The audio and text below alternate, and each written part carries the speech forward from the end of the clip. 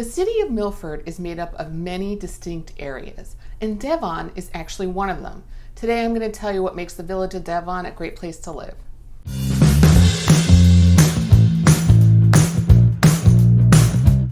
Hi, I'm Stacy Olson with the Valentini team at William Ravis Real Estate, and on my channel I'm going to tell you everything you need to know about living on the Connecticut shoreline. So today I'm going to take a deep dive into Devon, Connecticut. Devon is actually a small village within the city of Milford. It's actually the westernmost part of Milford. So as you're crossing over from Fairfield County over the Housatonic River, you go immediately into the village of Devon. So Devon is actually bordered on the west by the Housatonic River and on the south by Long Island Sound. So two of its natural borders are water, which makes it have plenty of waterfront options for everyone. So as you drive around Devon, you're going to notice the houses that are immediately on the Long Island Sound are going to be the most expensive. Naturally, right? So these are going to be houses that may have been older and are being revitalized. So they're being torn down and built up. But as you get further and further away from the coastline, Devon is mostly made up of older homes. So you're going to have Cape Cod styles, ranches, bungalows, smaller colonials. Some are going to have a one-car garage and some aren't even going to have a garage. But the great thing about it is that the average sale price over the last year is $324,000. So it's definitely affordable, especially for Connecticut. So the first thing I want to mention is Walnut Beach. So Walnut Beach is in Devon and it is absolutely beautiful. Not only does it have a mile-long boardwalk that you can enjoy, there's also a huge fishing pier right there near the parking lot. And they have beach volleyball nets set up across the whole beach. They have a farmer's market every week. So there's a lot going on at Walnut Beach. I personally love to go down there and walk.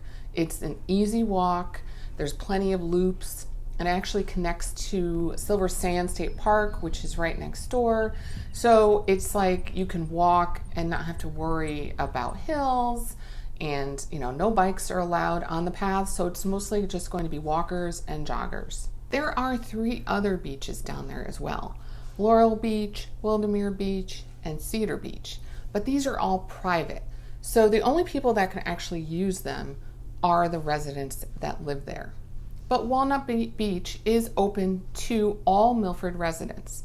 Non-residents can also use it, but it's $40 a day for them to park there and enjoy what we as Milford residents get for free.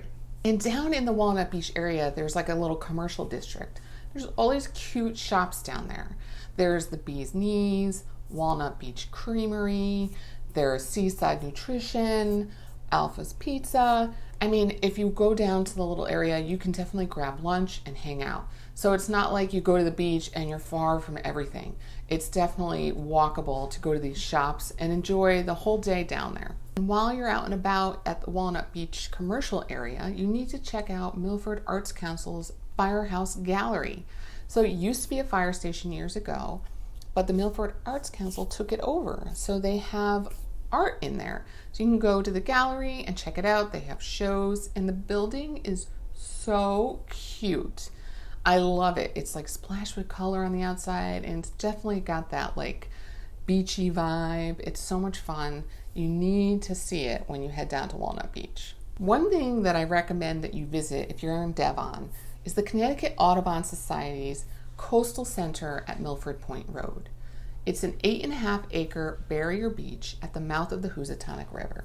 This Audubon Society is located next to the Charles Wheeler Salt Marsh and Wildlife Management Area that is 840 acres. It's huge. And you can go there. It's open to the public, but be sure to bring your binoculars. But not only that, they also have school programs, volunteer opportunities, and summer camps. And it's absolutely magnificent. When I went to film for this video, I went there for the first time and it was breathtaking. And there were so many birds flying around and you hear them singing and you're right on the ocean. It's really worth a visit. Another great place to check out is Mondo Ponds. It's a pretty short, easy loop around what they call a pond, but realistically I would call it a lake.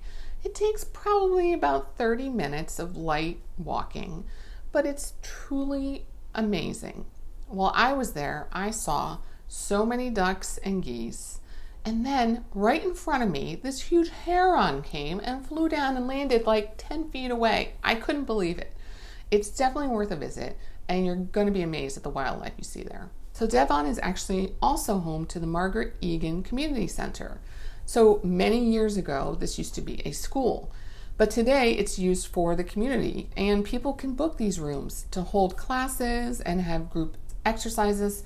So like right now, I know that they have yoga classes in the gymnasium, but they also have karate, pottery.